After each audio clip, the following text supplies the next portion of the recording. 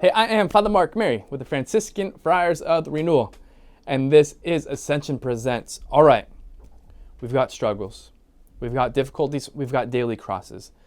How do we understand these realities in the light of a God who is good and all-powerful? And I propose that we look at it this way. God does not coddle us, but he does console and comfort us. All right, coddle. Like, what does the word coddle mean? If you look it up in the dictionary, you're probably going to find two definitions. The first is not very helpful. It has to do with hard-boiling eggs. The second is very helpful. To treat, parentheses, an invalid, a baby, etc., close parentheses, tenderly. In other words, like to baby, to treat somebody like they're incapable. And here's the thing. You and I, we're not little babies.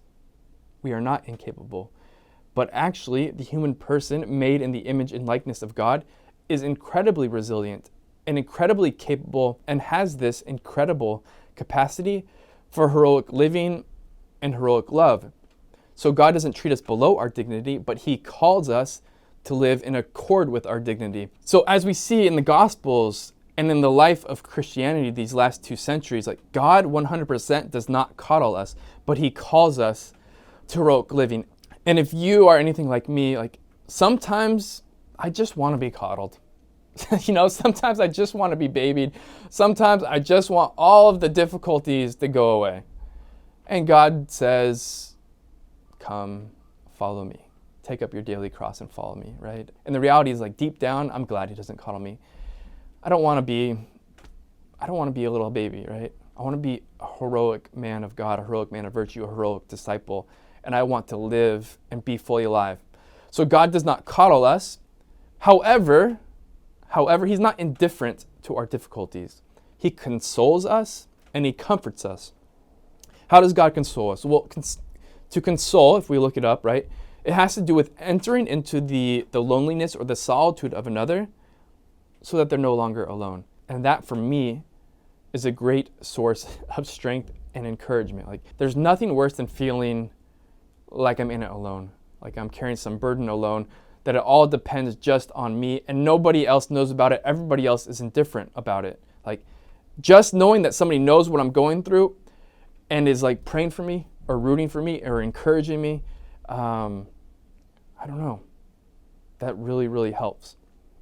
And we have God, right? Emmanuel. God is with us. He knows what we're going through, and he doesn't just look at it from a distance, but he's really and truly present with us in the difficulties. My brothers and sisters, let us remember, you and I were not alone. You and I are not alone. But secondly, God comforts us. And to comfort, it means to give strength. And he gives us strength certainly in a number of ways, but I'm going to say most profoundly and most pertinent to this conversation is he sends us the Comforter. He gives us his own strength in the form of the Holy Spirit. Like, God is truly present and at work in you and I. Like, God just doesn't say, like, hey, yeah, good job, keep going. God enters into our difficulty and participates with it. And the truth is, as we have seen with so many of the saints and so many of those non-canonized saints, so many of those heroic men and women that we have countered and walked amongst in our lives, the reality of what St. Paul writes and experienced in his own life. I can do all things through Christ who strengthens me. I can live in accord with the call of God because I have the life of God alive and at work within me. And I experienced this, like, I think I had an insight into this, like what this looks like, in a really profound way. I heard of the story of, there was like this 12-year-old boy, and he went off to football camp. And he was really undersized, like just kind of a late bloomer. And so he's going to football camp, and a couple of days into it, he calls his mom. And he's on the verge of tears. And he's talking about how he's just getting beat up again, because he's just smaller than everybody. And even maybe a more difficult way, like he wasn't fitting in. He was kind of getting teased. And so his mom, she's talking to him on the phone. She's like, baby, like, I love you and I'm so proud of you, but you're strong. Like, I've seen you wrestle with your older brothers, and I've seen them pick on you, and I've seen you get up and get up and get up. Like, keep getting after it. Keep going. Like, you got this. I'm proud of you. You got this.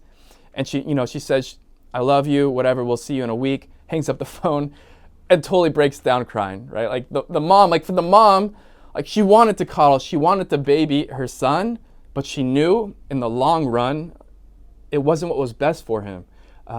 She knew that by encouraging him and saying she was with him and praying for him and loved him, that he'd get through it and he'd get through it stronger. And I think we get that from a parent's perspective, right? Like we want our kids to grow and mature and be strong and live according to their dignity. Sometimes we don't like when our loving Father treats us that way. But the truth is, God the Father, He loves us. He loves us with incredible love. But He also knows us better than anyone could ever know us. He knows our capacity. He knows our strength. And so He doesn't coddle us. He doesn't overprotect us from difficulties, but He enters into it and He strengthens us. My brothers and sisters, like, the struggle's real and the cross is real, but so is God. And God is with you and He's strengthening you. Call upon Him. Keep going. You got this. And it's something I say in spiritual pastoral situations, like, pretty regularly. Like, yes, it's difficult, but that's okay.